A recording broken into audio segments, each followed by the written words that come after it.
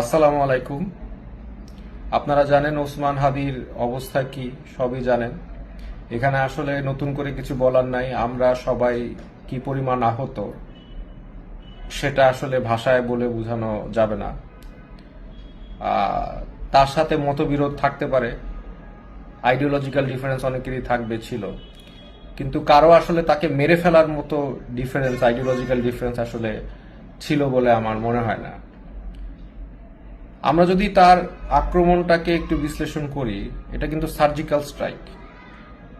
এটা যারা ক্রোধের কারণে বা কোনো কারণে করে, তারা একসাথে একটা সিঙ্গেল গুলি টার্গেট মতো করে মাথার মধ্যে শুট টু কিল করে না। তারা ক্রোধের বশতে মাল্টিপল গুলি করে, ব্রাশ ফায়ার করে, এটা করে যে তারা চলে যায়। বাট যারা করেছে, they are trained, they are clearly trend.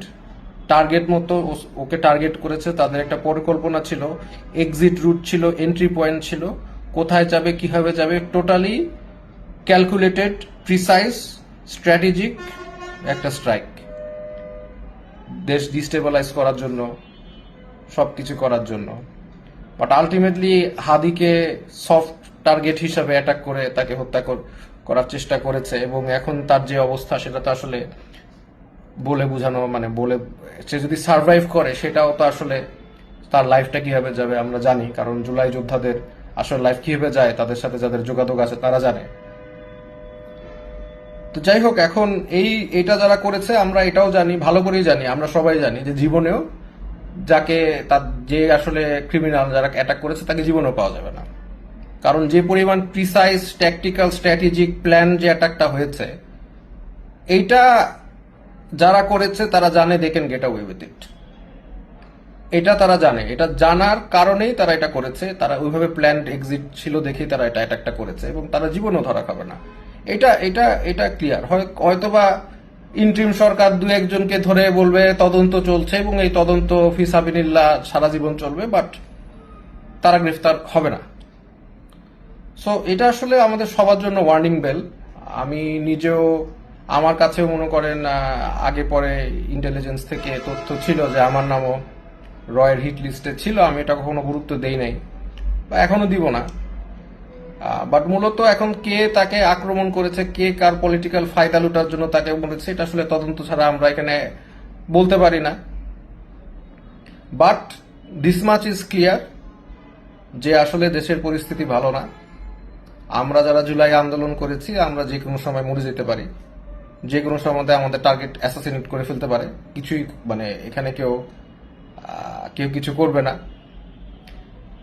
So আসলে মানে আমার আর কিছু বলার নাই, মূলত এটাই আর কি বিষয়টা, যে this is well plan, this is strategic, this is targeted, এবং যারা করেছে তারা প্রশিক্ষিত, they are well trained, they are professionals. This is not amateur, this is not মানে সন্ত্রাসী, আমার অ্যাসাম্পশন, আমার স্টাডি, এটা বলে না যে কেউ একজন এসে মাইনে দিচ্ছে, বিষয়টা এরকম না।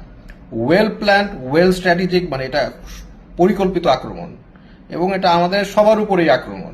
হ্যাঁ, তো আশা করি আমরা আসলে পরিবর্তন চাই, আমরা সংস্কার চেয়েছি, বাট তার মানে ওই আপনার ননসেন্স সংস্কারগুলি যেগুলো প্রপোজ করেছে সেগুলো না, প্রপার সংস্কার চেয়েছি, পাই নাই।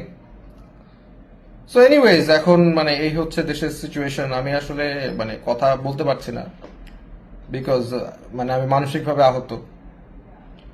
আমরা সবাই দোয়া করি হাদির জন্য, যাতে ও আমাদের কাছে ফিরে আসে, আর অ্যাটলিস্ট সুনার অর লেটার সে সুস্থ যাতে হইতে পারে। আমি নিজেও যেহেতু আমার হেলথ ইস্যুস আছে, আমি জানি বিষয়গুলি কিরকম, মানে ডিফিকাল্ট চলাফেরা করা। আর সে যেহেতু ব্রেনে, তার মানে ব্রেনে গুলি খেয়েছে, তো তার যদি সে ফিরেও আসে, তার লাইফটা ইজি হবে না।